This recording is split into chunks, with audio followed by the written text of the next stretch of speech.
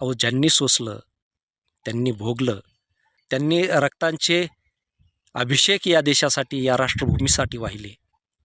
त्या छत्रपती शिवरायांना मदत करणाऱ्यामध्ये आजचे धर्मवादी, आजचे कट्टरवादी किती होते.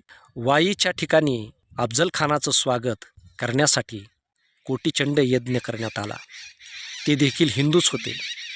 मग या हिंदूंनी छत्रपती शिवरायांना त्यांना विजय मिळावा म्हणून आशीर्वाद का नाही दिले, त्यांच्या पाठीशी का नाही राहिले. अफजल खानाच्या स्वागतासाठी वाई सजली, परंतु स्वराज्यासाठी यांची मनं कधी सजली नाही, उलट ती थिजत राहिली इथल्या लोकांचं खच्चीकरण करण्यासाठी. आणि म्हणून मागचा इतिहास तुम्हाला बदलता येणार नाही. मागची वाईट कृत्ये तुम्हाला पुसता येणार नाहीत. आज किती जरी बेगडी झुली घातल्या, बेगडी आव आणली, आरडाओरडा जरी केला तरी ते शक्य नाही.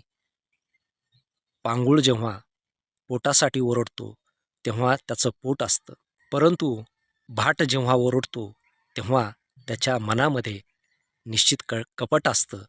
निश्चित त्याच्या मनामध्ये दुसऱ्याला धोका देण्याचा हेतू असतो. आणि ह्या हेतू आजपर्यंत हजारो वर्षापासून लपून राहिलेला नाही. हेच सत्य